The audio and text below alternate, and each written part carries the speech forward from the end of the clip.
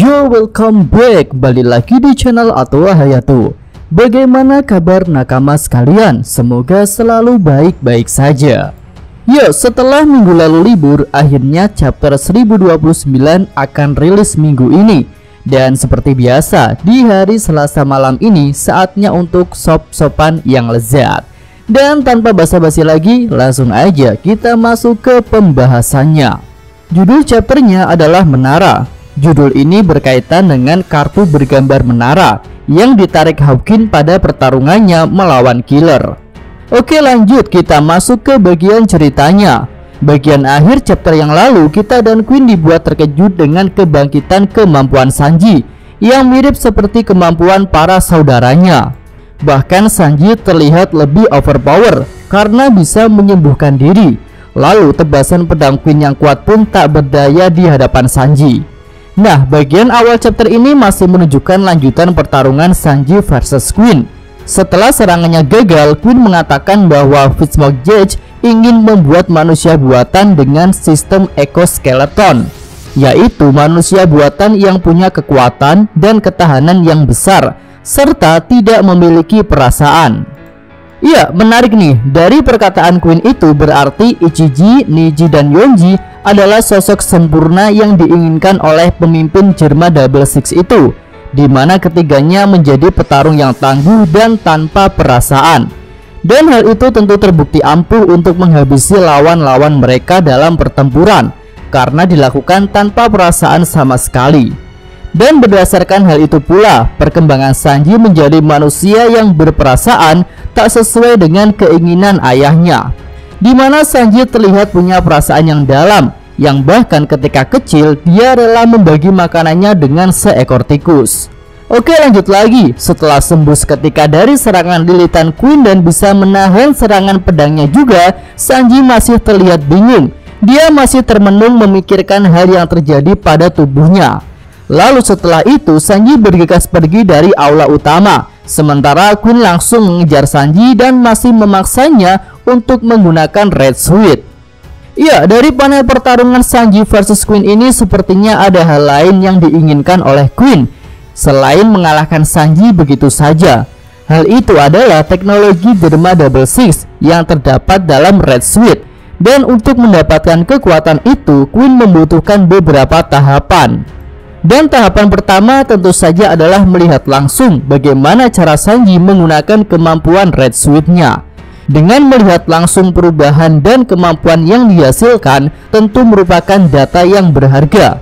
Lalu setelah data pertarungan itu didapatkan, barulah Queen berencana untuk mengalahkan Sanji, dan dia akan masuk ke tahap berikutnya, yaitu untuk mendapatkan kemampuan Red Switch.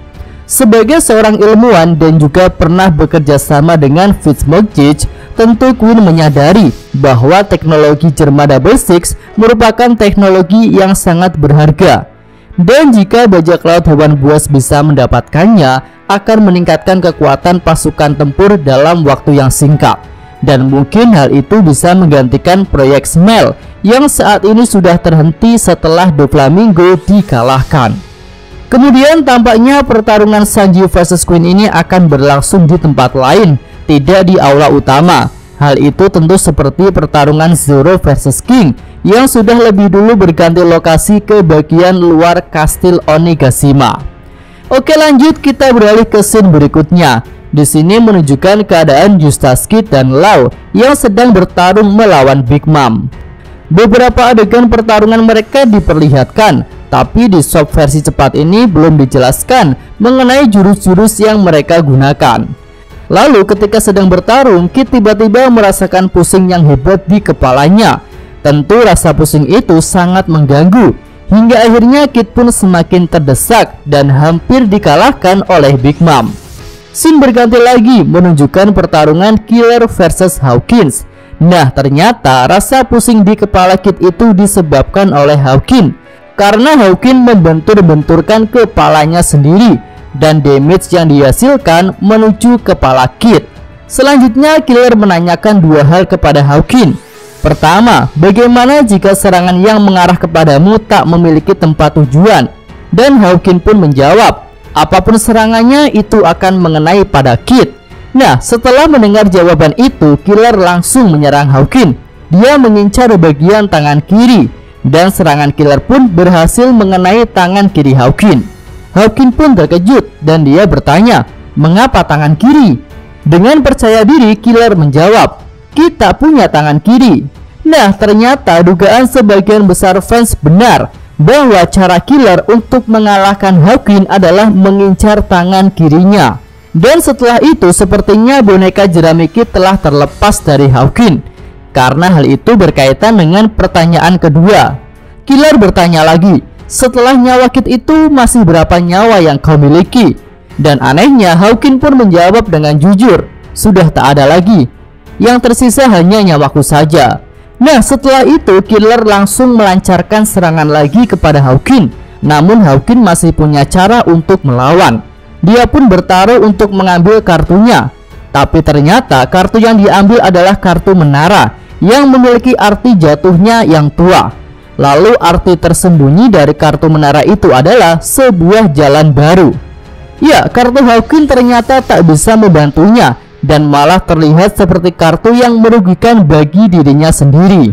Dan akhirnya Hawkins pun berhasil dikalahkan oleh killer.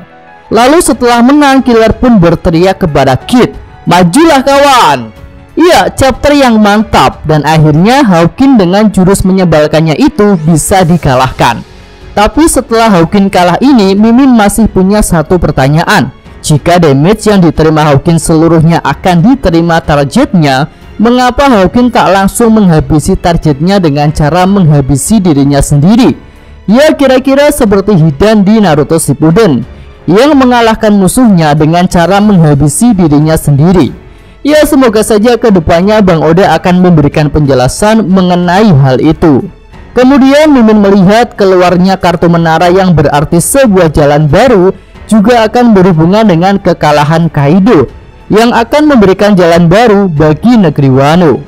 Ya, itu aja pembahasan soft versi cepat kali ini. Dan seperti biasanya, jika ada tambahan, saran dan kritik bisa Nakama sampaikan pada kolom komentar. Terima kasih.